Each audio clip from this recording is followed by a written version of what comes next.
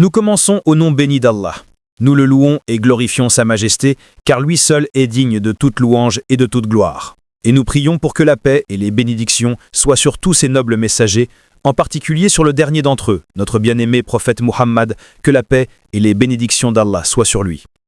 Je vous salue depuis l'appartement de ma fille dans la ville de Luton, en Grande-Bretagne. Cette ville est située à environ 1 heure de Londres. Que la paix soit sur vous tous. Assalamu alaikum et rahmatullahi wa barakatuh. Bien que le temps à Luton ait été ensoleillé pendant quelques jours, aujourd'hui le ciel est nuageux. Ce nuage d'aujourd'hui me rappelle le nuage qui accompagnera le Dajjal, l'Antéchrist. Notre prophète, que la paix soit sur lui, nous a avertis, et ceux qui ont la capacité de réfléchir prendront cet avertissement au sérieux. Il a dit que, depuis l'époque d'Adam, que la paix soit sur lui, jusqu'au jour dernier, la plus grande épreuve et tribulation à laquelle l'humanité sera confrontée est l'épreuve du Dajjal, ou le faux Messie. Et la vitesse et l'horreur de son épreuve et de sa tribulation ne cesseront d'augmenter. À mon avis, nous sommes dans la première des 3 phases de l'ombre mentionnées dans le Coran, une ombre à 3 branches. Ceci à mon interprétation, et ceux qui sont mal à l'aise avec mon interprétation, pourquoi avez-vous besoin de m'écouter? N'avez-vous pas des choses plus importantes à faire? Ces 3 parties de l'ombre seront révélées une par une, et lorsque les 3 parties seront dévoilées, l'ombre disparaîtra naturellement. Cette ombre est le faux Messie, ou le Dajjal. L'identité du Dajjal réside dans ces 3 phases de son ombre, après quoi il apparaîtra en personne. Il apparaîtra comme un jeune homme juif, doté d'un corps puissant et de cheveux bouclés, comme les Israélites sont tenus à les porter selon la Torah, et il se déclarera finalement comme le Messie à Jérusalem. Ces questions sont bien connues de mon auditoire. Par conséquent, j'ai une perspective particulière selon laquelle, au cours de la première phase de l'ombre, nous avons assisté à la montée de la Pax Britannica ou la domination britannique. Au cours de la deuxième phase de l'ombre, nous avons vu la Pax Americana ou la domination américaine. Et nous nous trouvons maintenant à une époque où nous passons à la 3e phase de l'ombre, qui, je veux croire, sera la Pax Judaïca ou la domination juive. Vous pouvez avoir une opinion différente. À ce moment-là, Israël se prétendra l'État dirigeant du monde, et cela n'est pas possible sans une grande guerre, qui est très proche. La grande guerre approche à grands pas, mais je ne sais pas exactement quand. Vous savez déjà toutes ces choses. Ce que je veux partager avec vous aujourd'hui, c'est de vous souvenir du moment où le prophète Salomon, que la paix soit sur lui, gouvernait le monde depuis Jérusalem. Depuis la terre sainte d'Israël, Allah l'a mise à l'épreuve et a placé sur son trône quelqu'un décrit comme un jassad. Vous ne trouverez cette information nulle part ailleurs dans le monde, sauf dans le Coran. Par conséquent, nos amis chrétiens et juifs dans l'auditoire peuvent porter une attention particulière à cette déclaration du Coran, car je ne pense pas que vous trouverez cette information ailleurs. Quand Salomon, que la paix soit sur lui, a vu ce jassad assis sur son trône, il a compris qu'il s'agissait d'une entité maléfique. C'est ma pensée logique. Ne me demandez pas où se trouve le hadith pour étayer cela.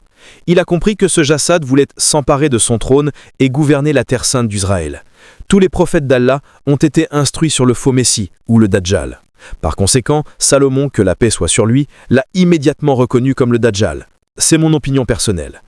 Après cela, il a prié Allah. Bien sûr, il a d'abord demandé pardon, car lorsque vous êtes sur le point de demander quelque chose, vous devez toujours le faire après avoir cherché le pardon.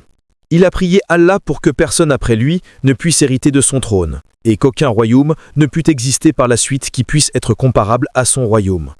Allah a exaucé sa prière. Quelques jours après la mort de Salomon, que la paix soit sur lui, son royaume s'est effondré, et depuis ce jour jusqu'à aujourd'hui, il n'a jamais été restauré.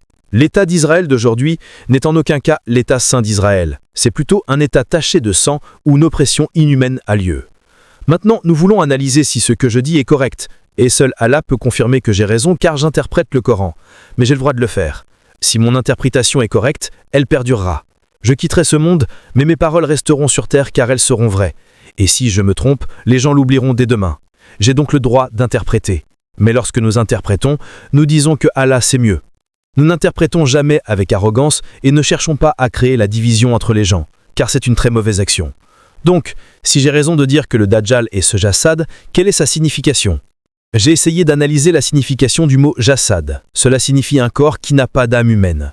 Allah a béni l'âme humaine avec la capacité de voir non seulement extérieurement, mais aussi intérieurement, d'entendre non seulement extérieurement, mais aussi intérieurement, et de savoir en utilisant le cœur. Non seulement la connaissance conventionnelle, mais quelque chose qui ne peut être connu autrement. Tout cela fait partie du don de l'âme humaine qui a été insufflé en homme. Cette capacité, cette faculté rationnelle, ce pouvoir de penser, la capacité de voir ce qui n'est pas visible autrement. C'est en raison de cette conscience intérieure, de cette perspicacité spirituelle, que le Coran y fait référence en tant que Bachar. Maulana Jalaluddin Rumi, que Allah lui fasse miséricorde, a bu de cette source de connaissances qui venait de l'islam.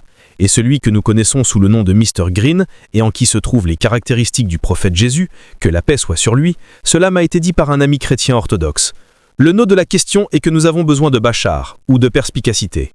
Après Maulana Jalaluddin Rumi, il y en a un autre, le docteur Muhammad Iqbal. D'autres l'appellent Allama Iqbal, mais je pense que les grands hommes n'ont pas besoin de titre, donc je l'appelle le docteur Muhammad Iqbal. Il était le maître de mon maître, donc en termes de quête du savoir, je suis le petit-fils d'Iqbal. Lui aussi, dans sa poésie, a clairement parlé de ce pouvoir de perspicacité. Il est très difficile qu'un homme naisse dans le jardin de ce monde qui soit clairvoyant et réfléchi. Et c'est cette capacité qui manque au Jassad, parce que son âme est d'un genre différent. Quand Jésus, que la paix soit sur lui, tuera le Dajjal, il disparaîtra, son existence s'évanouira. C'est mon opinion. Ne me demandez pas où se trouve le hadith pour cela, j'ai le droit de penser.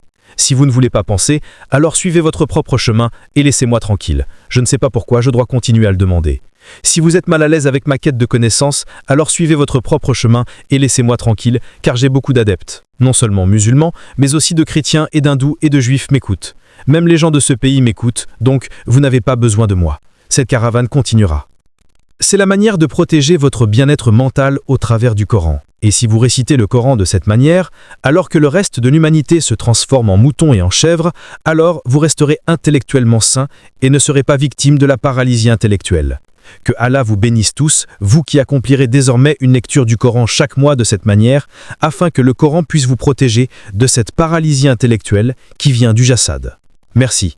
Assalamu alaikum